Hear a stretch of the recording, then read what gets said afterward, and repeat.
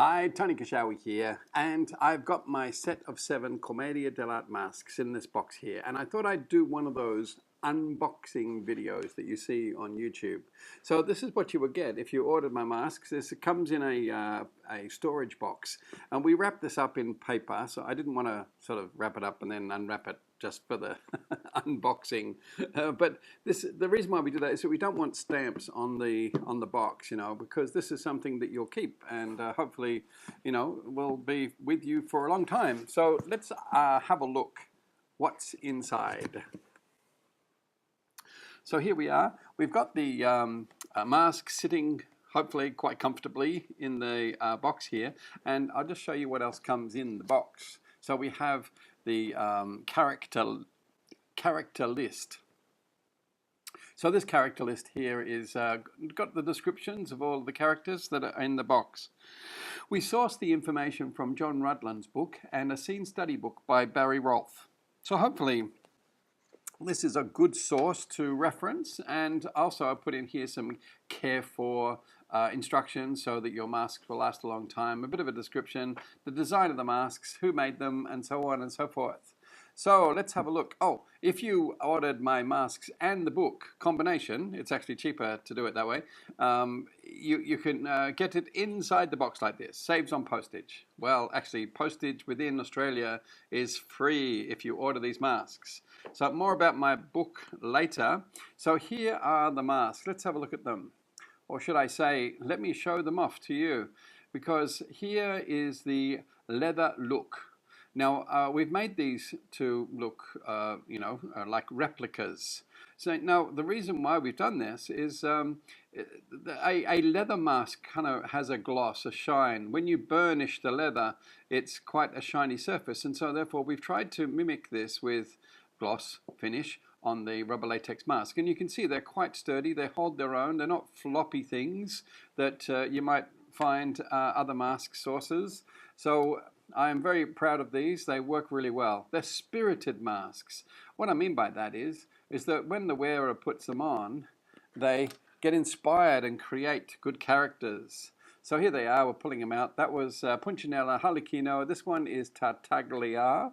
And we have the Captain, El Capitano, and what have we got? Brigella. Now I'm going to bring your attention to this strap here whilst I'm doing this. I've mentioned this because I think that it's a very, very good idea for the longevity of your masks.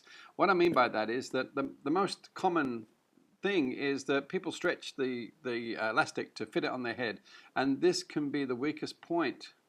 And we've reinforced it with some gauze. You can see it quite clearly on this one. It's embedded into the rubber latex when it gets made, and so therefore it's a very strong reinforcement there, and also the added assistance of having a adjustable bracket here so that it fits many size heads. Before people have decided their character they're going to perform, many actors will be trying on the masks. And there's the doctor and his pantalone. I guess pantalone is good because the students love playing this untidy, unkept man, this miserly old man. And of course you can see the wrinkles in the nose there. As soon as they put this mask on, they get inspired. They know what this character should be like. Okay, so now I've taken them all out because I wanted to show you inside. Inside the box here we've got a bit of a raised area. I'll just show you. I'll pull it back. You see here we've got some cardboard. It's like a saddle. What I mean is that when you put the masks in storage, they sit over the raised area so that they keep their shape. And this is important because if you just throw them in a drawer, they get all flat and squashed and out of shape. And rubber latex has a memory. In other words, it will stay in that shape until, kind of warm it up, and it will go back to its shape when it was out of the mold. So there we are. We have the set of 7 back in the box. And I won't put the book back in there, but there you are. You will get this in the mail if you order my set of masks. So hopefully you You like my unboxing? This is what you'll get in the mail if you order them. And if you go to my website, you can check out all the other teaching resources that I have.